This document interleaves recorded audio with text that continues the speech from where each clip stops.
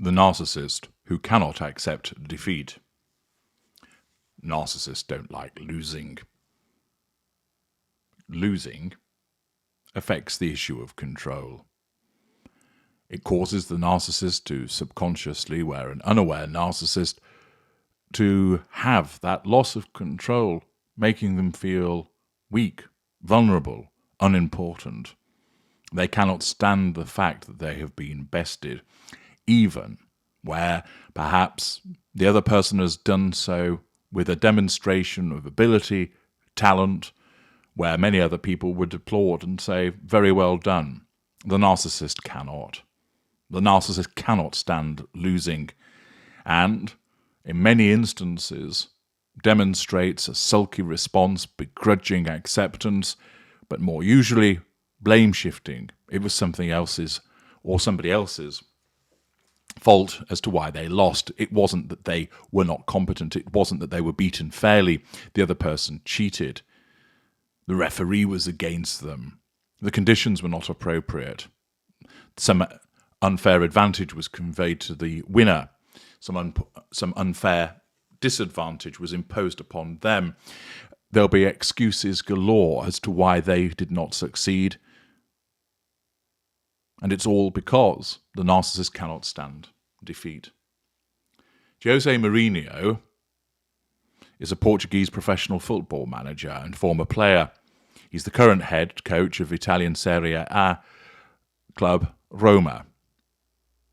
He's one of the most decorated managers ever and is considered by many to be among the greatest managers of all time. Notwithstanding his obvious success, the man is clearly a narcissist. His narcissism has driven him to success because success provides him with the ability to control people. It gives him the fuel that is so important to him. And of course, there are the character traits and the residual benefits. He earns a lot of money for the positions that he's held as a manager. There's status accorded with the many victories that he's achieved. And therefore, success is hugely important to him as it is to many narcissists, because it is a gateway to the prime aims. It reinforces in his mind that he is, as he was dubbed, the special one, where he referred to himself as that, exhibiting his grandiosity. There are many instances demonstrating his narcissism, not only in terms of how it has driven his success, but also how repeatedly his narcissism is shown through poor behaviour. In 2004, when he was manager of Porto, his team scored a late goal against Manchester United, thus going through on aggregate, and Mourinho then sprinted down the touchline towards the Porto support. Now, some people might say, well, he was caught up in the moment. But as you will hear, Mourinho must get caught up in the moment a lot. And in actual fact, there are many managers who, of course, express their delight at scoring a goal by punching the air or hugging their colleagues or pointing to the fans. But they don't sprint down the entire touchline towards their own support, thus aggravating the other team's support and, of course, aggravating old purple face Sir Alex Ferguson. His behaviour shows grandiosity, a lack of accountability, the fact that he engages in the showmanship, showing no emotional empathy for the way that his behaviour impacts upon others.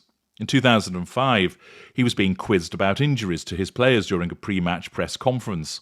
He then named the Chelsea team, but also what he predicted the Barcelona team to be.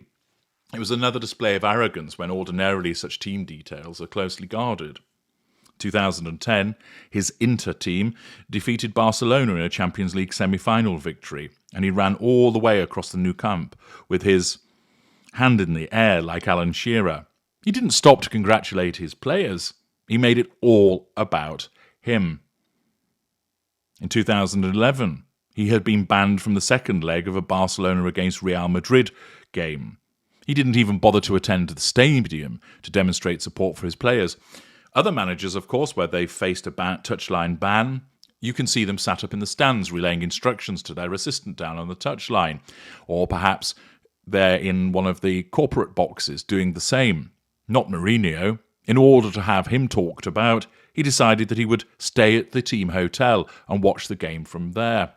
What his players thought of that, I don't know, but it demonstrates that he doesn't care about them because he isn't interested in ensuring that he's at least at the stadium to show support and issue instructions, but he has to make a talking point about him by staying behind and sulking like a child, staying at the team hotel.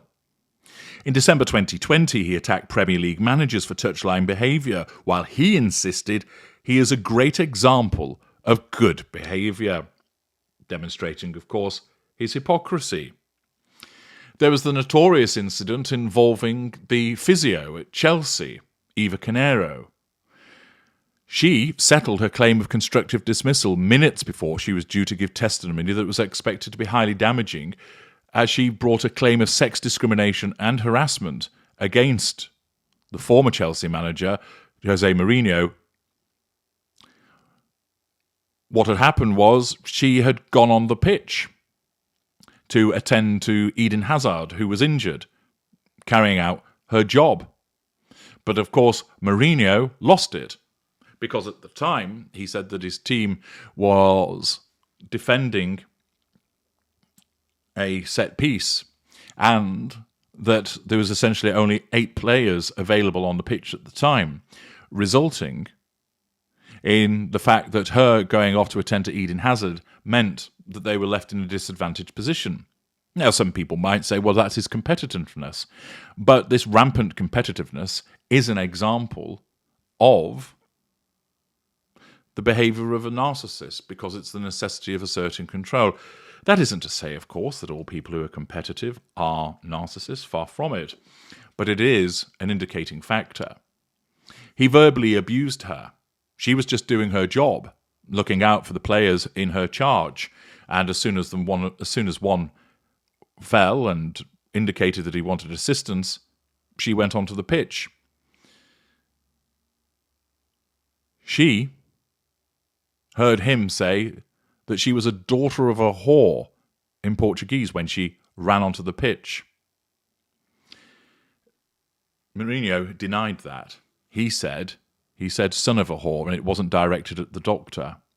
Nevertheless, that would be the invariable denial, the first line of the twin lines of the narcissistic defence.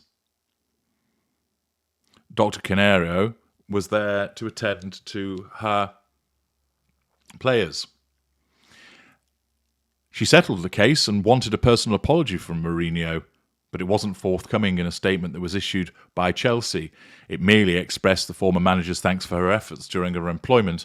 He offered no apology for his behaviour. Why? Because in his mind, he did nothing wrong. This is the way that Jose Mourinho behaves. Other examples have included hiding in a laundry basket in an attempt to uncover referee Anders Frisk, supposedly talking to Barcelona officials at half-time in a Champions League match.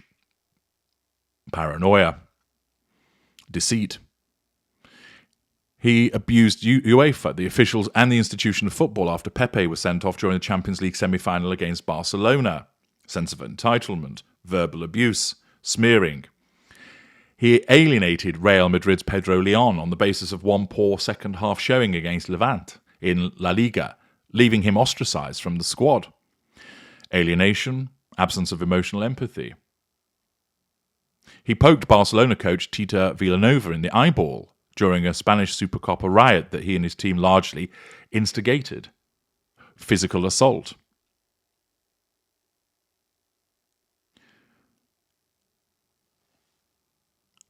And there are many more examples of Mourinho behaving in this way. He's an odious individual. He thinks he's a born winner. He isn't. He's a bad loser because he's a narcissist. Admittedly, a very successful and wealthy man. But alongside of that, there are instance after instance of such poor behaviour. You can, of course, see examples of footballers and football managers who have behaved badly. but they don't do so with the regularity by which Jose Mourinho does. Some might say that he engages in shithousery, which is all part and parcel of the game, and indeed it is. However, with him, once again, the regularity by which he behaves in such a manner, the surly, churlish responses, the making it all about him, the kicking of water bottles on the touchline, which resulted in another ban for him, the belief that there's some kind of conspiracy for his team losing, rather than the fact that it's just simply the case that his team was not good enough. And of course, such behaviour came to a head just recently, where Mourinho accused an English referee of seeming Spanish after his side lost the Europa League final on penalties to Sevilla. He confronted English referee Anthony Taylor in a car park on Wednesday night, branding him a fucking disgrace after his Roma team lost the Europa League final to Sevilla. You may well have seen the video where he's seething, and this is sometime after the game had ended also, that he's prowling like a caged tiger and goes up to and confronts the referee, showing no respect to the match official, showing a sense of entitlement, poor boundary recognition, the necessity of seeking to manipulate him to assert control by verbally abusing him. He lambasted the referee for his bullshit decisions as Taylor tried to leave the Puskás Arena in Budapest. Roma lost 4-1 on penalties, but Mourinho was especially unhappy about the 14 cards Taylor issued in the game, which was a record for a European final. Having watched the game myself, Taylor did exactly the right thing, as both sides were pathetic with regard to their cheating and fouling. After accusing Taylor of seeming Spanish, the Roma manager was seen in the video approaching the match official's minibus and shouting, "Fucking disgrace, man, it's a fucking disgrace," before then switching to Italian to further berate Taylor. He added, "Congratulations, you fucking disgrace, fuck off." Whilst it was a tense and ill-tempered final, such behaviour, of course, cannot be excused, and he is demonstrating the fact that because he lost, it meant that that threatened his sense of control. Mourinho was booked by Anthony Taylor towards the end of extra time, and that, of course, amounted to challenge fuel, and the fact that his team lost the final resulted in him being wounded massively.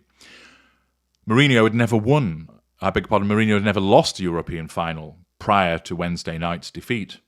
And therefore, whilst many people would think, well, it's a painful experience for him, he's a winner, he hasn't lost before, and that's why he erupted as he did. No.